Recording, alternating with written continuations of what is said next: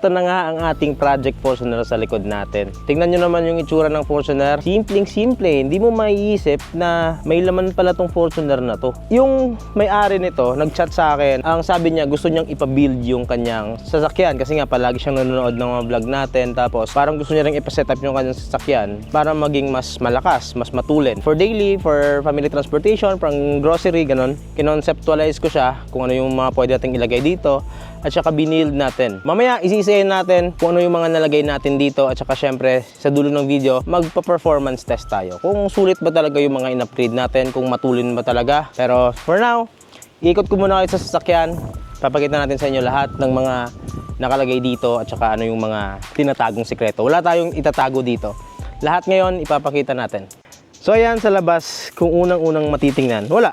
Napaka-ordinaryong Fortuner. Nilift lang, tapos naka Cosmis lang na 18s, tapos naka all-terrain tires.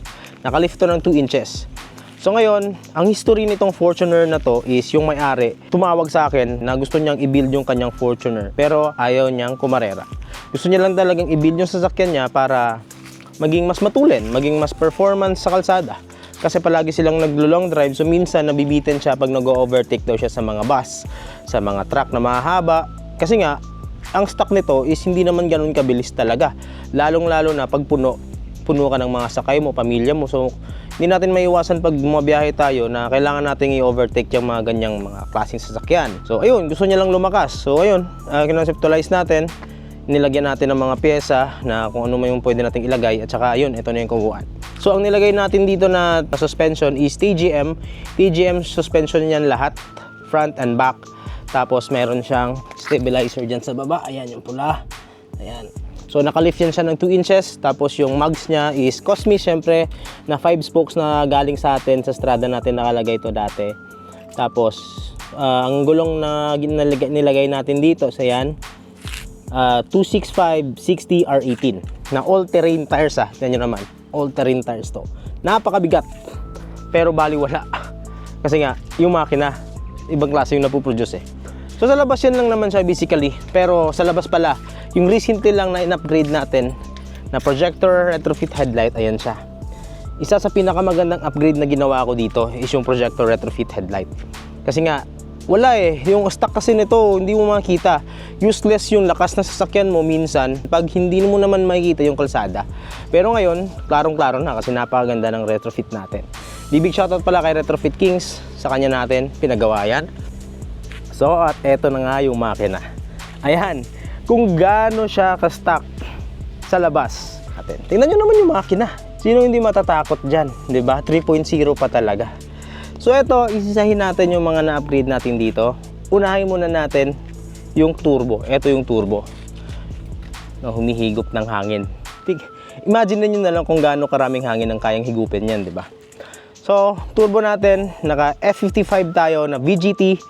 VGT yung pinili ko, F55V para quick spool. Hindi naman pang karera to eh, pang daily naman para mas quick spooling siya. Pero hindi naman ganun kataas ang boost kasi hindi naman kailangan kasi nga for daily siya. So, I think yung turbo niya nasa 35 PSI lang yung boost natin dito. So, naka open pot filter tayo. Ayoko sanang gumamit ng open pot kasi pang daily. Pero dahil nag-retrofit tayo ng turbo, wala na tayong papaglagyan ng air filter kaya ayun, naka-open pot na lang tayo. Pero as much as possible, ayoko ang open pot for daily. Ito kasi pang racing lang to. So, pero dahil nga wala tayong choice, yan na lang nilagay natin. Tapos, after dun sa turbo, naka intercooler pipes tayo. Ayan, mga bakal na yan. Ayan, papunta dun. At saka syempre, naka big intercooler tayo. FMIC, front mount intercooler. So, nilagay natin yan lahat para mas maging solid yung pasok ng hangin. At saka syempre, ang sasalo nun is ito naman, yung modified na intake manifold BYP Racing Parts. Ayan, modified na yan. Mapapansin nyo, wala na yung throttle body. Ang throttle body niyan, andito na rin. Ayan o, nakatago. So, ayan siya. Yan yung sa intake system. Tapos, naka full exhaust tayo na 2.5 inch hanggang matapos. Tapos, modified na yan lahat, pati mga fuel line, water line, ayun. Tapos, sa fuel system naman, nag-upgrade tayo ng pump shaft, tapos injectors para mas ma-feed niya yung hangin. Kasi pag nagbi-build tayo, kailangan natin i-match yung air kasi malaki na yung turbo. So kailangan nating lakihan din yung capacity ng fuel. Disadvantage nga lang noon minsan, dahil nga malakas na siya, na-upgrade ka na ng fueling mo, lalakas din sa crudo, di ba? Pero depende pa rin minsan sa driving habits natin. So ayan, naka-big ano rin siya, radiator. Ayan, yung radiator niya, hindi na yan stock. Yan, BRD na sobrang kapal na. Tapos, meron din tayong nilagay dito ng mga cooler. Ayan, hindi lang makita kasi ano siya. Pero meron tayong nilagay dito, transmission cooler at saka oil cooler. So, big shoutout pala sa nag-build nito na nakasama namin. Concept D, Dario at saka buong Concept D family. Sila talaga yung gumamay para gumawa nito, itong makina natin. Yun pa pala, naka-headers tayo kasi hindi natin masasalpak tong turbo na to na napakalaki pag hindi tayo gumamit ng headers na yan. So, pwede namang gumamit ng stock pero gagamitan mo ng adapter. So, ngayon, wala na siguro tayong pwedeng malagay dito aside dun sa parang kung gusto nating pagandahin yung shifting, maglalagay tayo ng Transgo kit, yung transmission kit. Tsaka syempre, kahit hindi na tayo mag-lightning kasi nga napaka-sleeper lang naman yung datingan natin dito. Hindi naman natin gagamitin to for karera nga. So for daily and pang long drive to, kaya hindi na kailangan ng mga lightning dito. Ayan, so ngayon, susubukan natin. Magpa-performance test tayo. Tingnan natin kung sulit ba yung mga na-upgrade natin dito. Acceleration test, top speed test. Tingnan natin kung may bakante sa kalsada mamaya. Pero as much as possible, I don't try that. Kasi nga, medyo hapon na rin, medyo busy na yung kalsada. Pero tingnan natin kung may bakanting kalsada mamaya, susubukan natin yung top speed test na yan. So, eto na nga.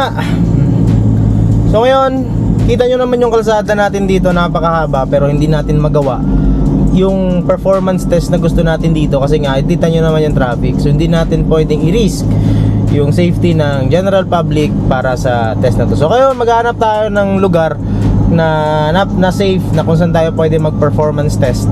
Kasi nga, kita nyo naman, napaka-busy ng kalsada dito. So kita nyo naman yung traffic, oh. Hindi pwede. No, big no talaga pag ganito. So hanap tayo ng safe na lugar na walang dumadaan. Pwede tayo makapag-video. Marami naman dyan eh.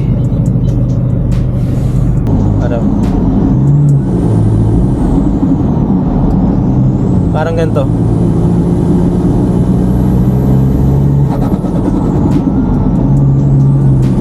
Yun naman, di ba?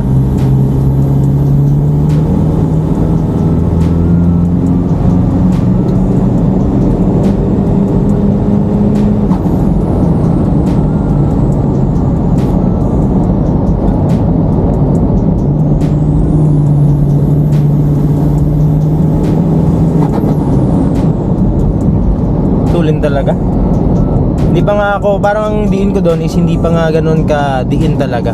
Kasi nga, inaalalayan natin yung traffic eh. Tingnan nyo naman. Ayan, medyo bakante.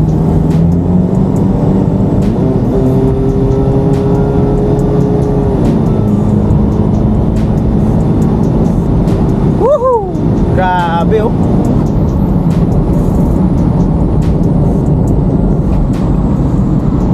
Siya nga pala, nakalimutan kong banggitin kung sino nag-remap nito.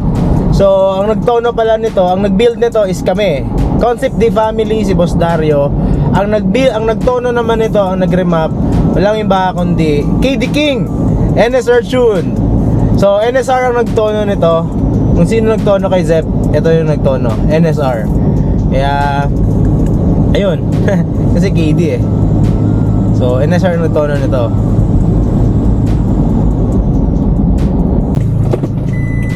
So ayan, dito natin subukan yung acceleration test natin kasi wala masyadong sasakyan dito. Kaya yun, let's go. Tingnan yung RPM tsaka tingnan yung speed.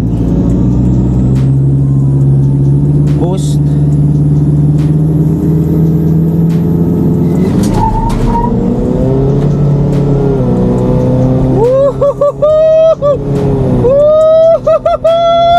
Tingnan nyo yung acceleration, baby!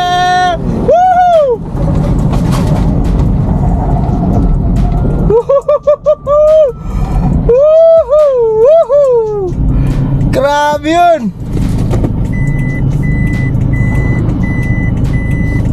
Grabing tuloy nun! Imagine ninyo, naka ano pa tayo ha, naka big tires, naka lift. Tapos ganyan nung takbo. Imagine pag naka-lowered tayo. Ano to, alas, ayan o, 3:30 ng hapon. Imagine niyo kung gaano kainit yung panahon. Tapos, paggabi, mas matulin pa kasi mas malamig eh. Grabe no?